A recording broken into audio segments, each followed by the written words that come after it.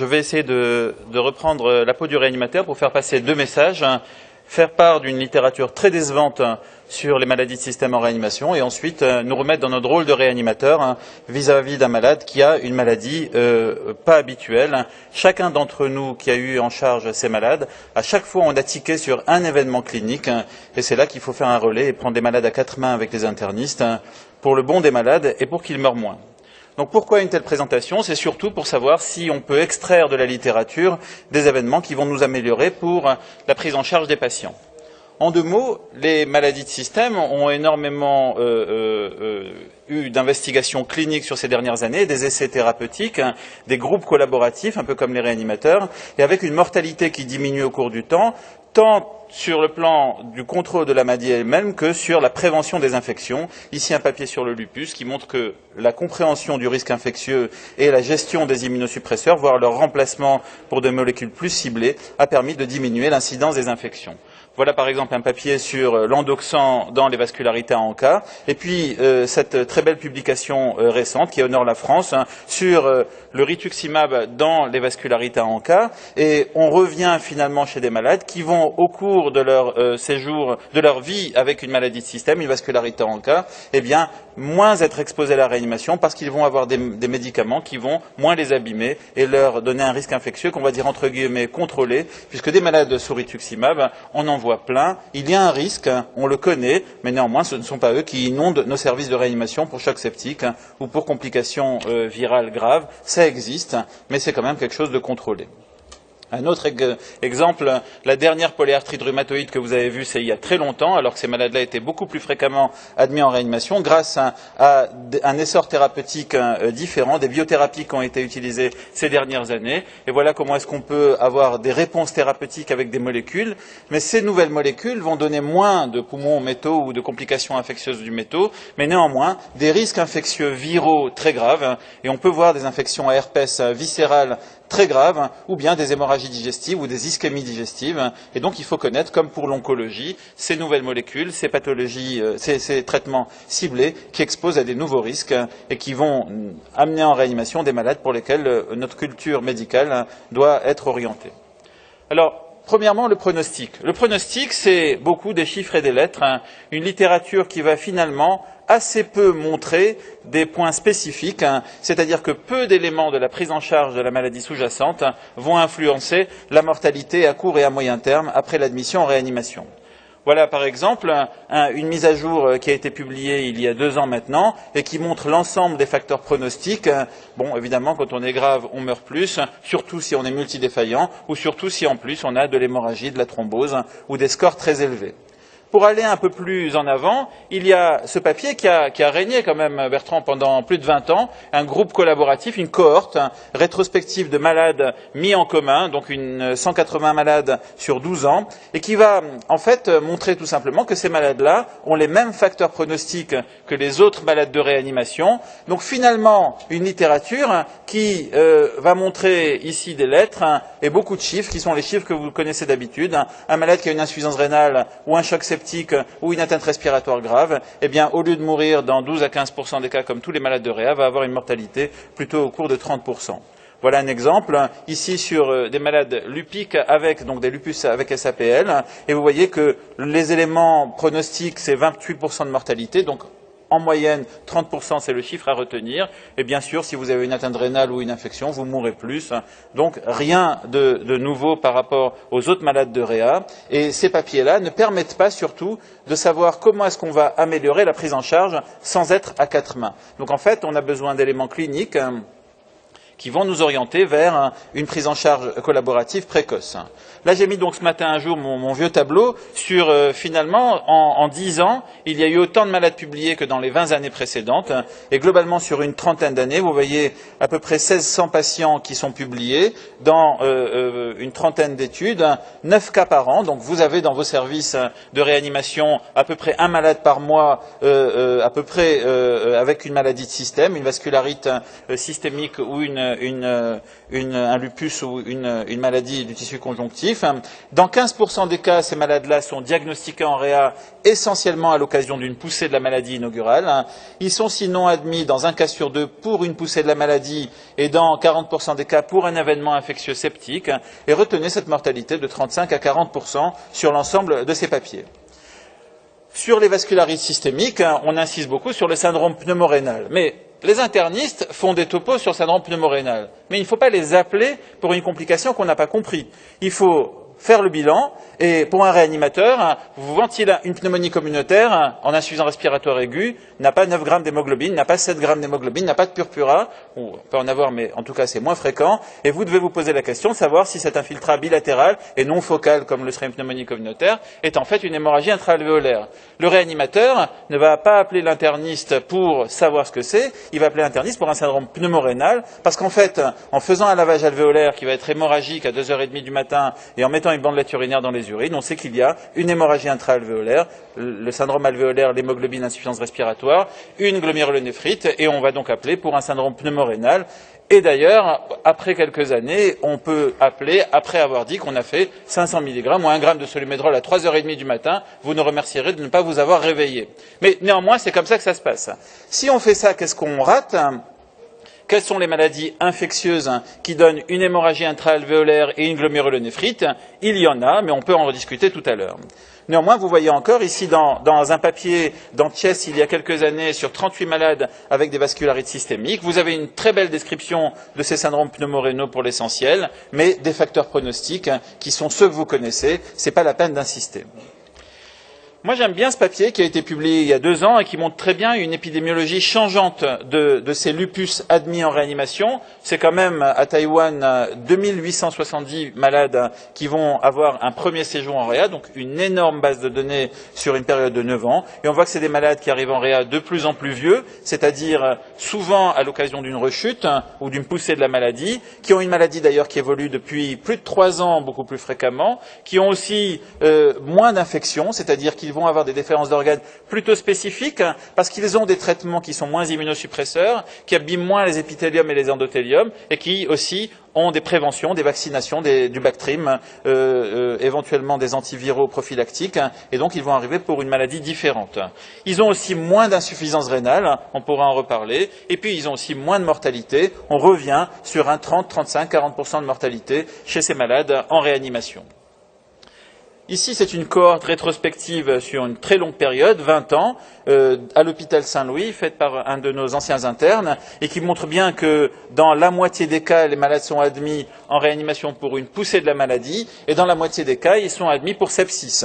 Ce papier avait surtout renseigné sur ces éléments-là, montrant que l'intensité thérapeutique chez ces malades assez jeunes était relativement lourde, et qu'au demeurant, la mortalité à 30 jours était relativement faible, de 15%.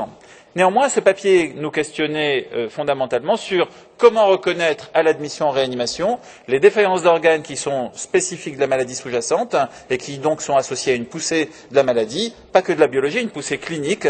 C'est quand même la règle, on pourra d'ailleurs vous questionner à ce sujet, ou bien des défaillances d'organes qui sont liées à un choc septique ou bien à une infection grave pour laquelle on doit avancer. Et donc on a poursuivi en faisant un autre travail collaboratif qui a été donc géré par Guillaume Dumas et Guillaume Géry donc à l'hôpital Saint-Louis, à l'hôpital Cochin. Donc dans un certain nombre de services de réanimation en France, 10 services, eh bien on retrouve des facteurs pronostiques classiques, mais surtout on essaye d'avoir un modèle qui permet de faire la différence entre l'infection et la poussée de la maladie. Et vous voyez que quand on est avec une maladie qui est diagnostiquée en réa, c'est très souvent des défaillances d'organes spécifiques.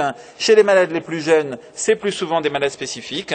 Et l'état de choc, à l'inverse, l'état de choc est plus souvent, alors le CAPS reste une maladie quand même exceptionnelle, l'état de choc, c'est quand même, en général, lié à une infection bactérienne et doit avoir la prise en charge que les réanimateurs connaissent par cœur. Quand on revient sur le détail de ces 387 patients.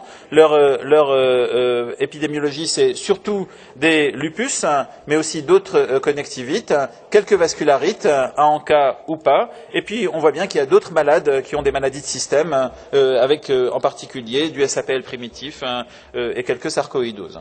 C'est des malades qui ont beaucoup de comorbidités. On voit bien qu'ils vieillissent au cours du temps et ils ont souvent des maladies chroniques.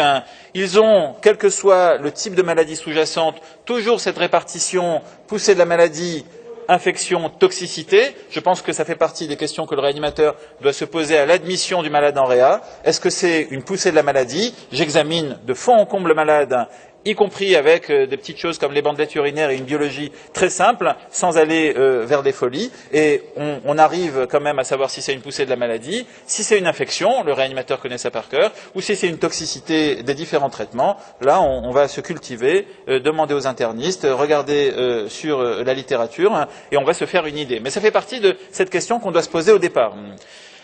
La pathologie, elle est essentiellement aujourd'hui avec les prophylaxies de la maladie infectieuse communautaire non opportuniste. Au demeurant, si c'est une pneumocystose, vous la reconnaîtrez.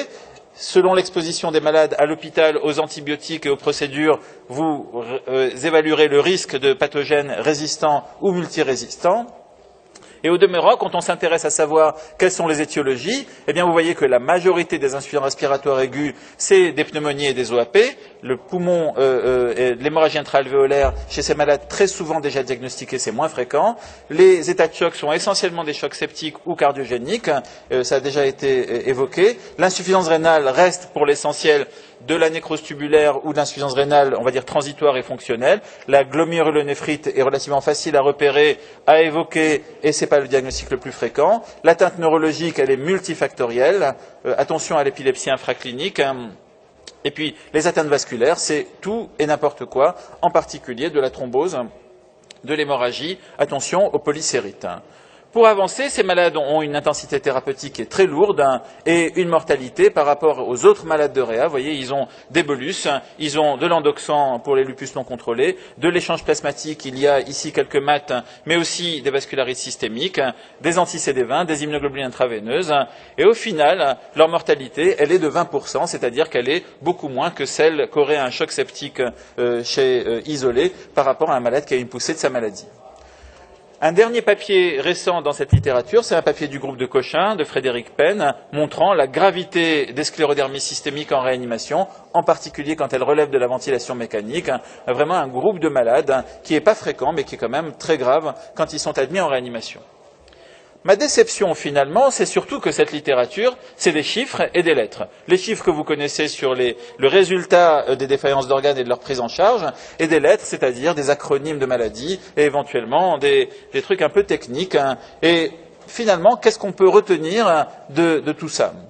La première chose, c'est que les gens, quand même, publient aussi leurs erreurs. Et il faut bien voir, il y a un retard diagnostique majeur chez ces malades-là.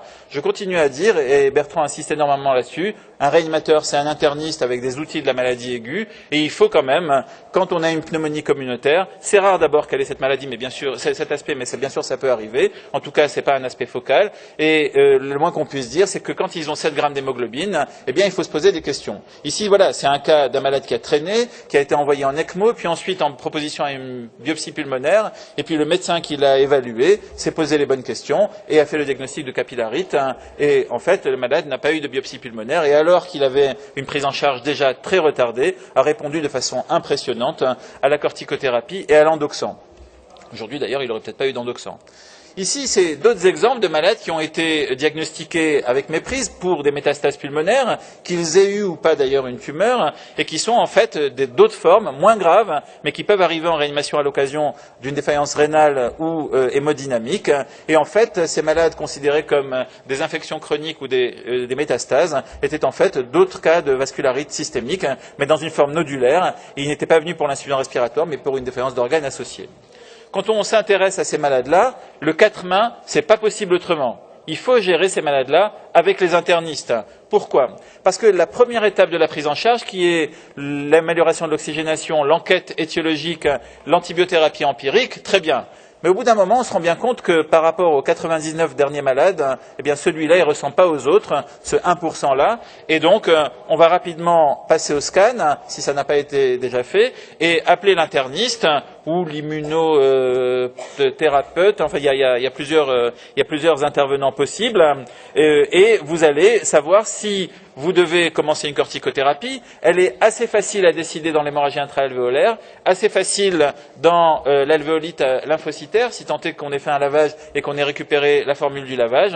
Et puis dans d'autres cas, c'est plus difficile. Ça peut être justifié par l'intensité thérapeutique, par des déférences d'organes OCC ou une poussée de la maladie en même temps.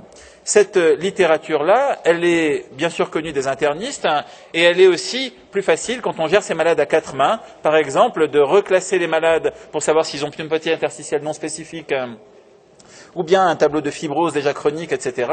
On peut très bien comprendre que les réanimateurs n'en aient pas l'expérience, mais avec des pneumologues patentés ou avec des internistes, c'est plus facile d'avoir ensuite des éléments pronostiques et le traitement. Sur le syndrome pneumorénal, j'insiste, le réanimateur devrait être capable de tiquer en disant il y a quelque chose qui se passe pour ce malade-là qui n'est pas comme d'habitude, de descendre un fibroscope et de faire un lavage alvéolaire. C'est vraiment un examen extrêmement facile chez un malade intubé. Je veux bien qu'il puisse être parfois mal supporté, c'est vrai, mais l'enjeu là est quand même majeur. Et si vous avez un malade qui arrive à 4h30 du matin avec une maladie diffuse très hypoxémique, qui se retrouve intubé et ventilé, qui a une hémorragie intra-alvéolaire et en plus il a quelques croix de protéinurie, voire un peu d'hématurie sur la bandelette urinaire et 300 micromoles de créate, n'attendez pas, vous faites 500 mg de Solu-Medrol et puis je m'excuserai pour vous si c'était pas ça, mais on peut en rediscuter, c'est là la question qu'on doit poser aux internistes. Sur le syndrome pneumorénal, c'est bien sûr pas une pneumonie communautaire et un état de choc avec insuffisance rénale, donc c'est pas une maladie bactérienne, c'est vraiment une hémorragie intra-alvéolaire et une glomérulonéphrite. Les étiologies sont multiples, mais on en reste sur le syndrome pneumorénal des vascularites à ANCA pour l'essentiel. Le goût de pasture, c'est vraiment cette maladie-là qui excite d'ailleurs les réanimateurs parce on en voit peu, c'est des malades jeunes, c'est des contextes particuliers, et surtout la littérature est unanime. Pas de retard thérapeutique. Si vous commencez votre bolus avant que le malade ait 500 micromoles de créate, vous avez une vraie récupération rénale. Sinon, c'est la transplantation rénale ou l'insuffisance rénale chronique. C'est plus compliqué. Un autre exemple de ces malades qui sont quand même très souvent en réanimation, qui sont considérés comme une HTA maligne. On va banaliser l'insuffisance rénale de l'HTA maligne, mais en fait, c'est des malades qu'il faut examiner. Ils ont aussi un syndrome de Matt, avec une insuffisance rénale qui n'est pas classique, qui n'est pas celle de la néphrangiosclérose même aiguë, et qui n'ont pas les mains de tout le monde, pas la peau de tout le monde, qui sont ces crises rénales sclérodermiques. C'est de la microangiopathie thrombotique. Bien sûr, elle n'est pas Adam stress dépendant, elle ne nécessite pas d'échange plasmatique, mais elle nécessite en urgence des inhibiteurs de l'enzyme de conversion qui ont transformé le pronostic de cette maladie, un diagnostic et puis un support dialytique, et avec quand même des résultats très différents par rapport aux cohortes historiques, des malades qui peuvent avoir vraiment un meilleur pronostic. Et puis sur le SAPL, tout a été dit, encore une fois j'insiste, il y a des éléments cliniques qui font qu'on devrait appeler les internistes, non pas pour un anticorps positif, non pas pour un TCA allongé, mais des éléments cliniques. On doit tiquer sur l'examen clinique de ce malade-là, n'est pas celui des 99 derniers, et on doit alerter l'interniste et l'appeler, non pas pour qu'il fasse le diagnostic, mais pour qu'il confirme nos hypothèses diagnostiques. Encore une fois, une des choses et un des messages accessoires de ce topo, c'est de ne pas appeler un interniste pour un anticorps positif, mais d'appeler pour un syndrome clinique avec un bilan qui a été demandé, un bilan raisonnable. Vous voyez que dans la plupart des cas, un anticorps antinucléaire, un complément, un bilan inflammatoire et des ANCA peuvent suffire dans ces syndromes pneumorénaux. C'est pas la peine d'en dépenser trop. On a souvent pas besoin de faire tout ça. Pour conclure, ce sont des malades rares, mais dont le pronostic a énormément évolué ces dernières années. Le diagnostic peut être fait en réanimation, surtout sur une atteinte rénale ou pulmonaire. Attention, toxicité, sepsis bactérien ou sepsis opportuniste ou sepsis virale grave et poussée de la maladie sont les questions qu'on doit se poser à l'admission en réanimation. Il y a encore beaucoup de maladies bactériennes, c'est quand même l'essentiel. L'antibiothérapie sur ces déférences d'organes qui est basée sur le malade et ses risques, eh bien, c'est important. Connaître les complications des immunosuppresseurs, et puis travailler à 4 mains. On ne peut pas gérer ces malades-là tout seul.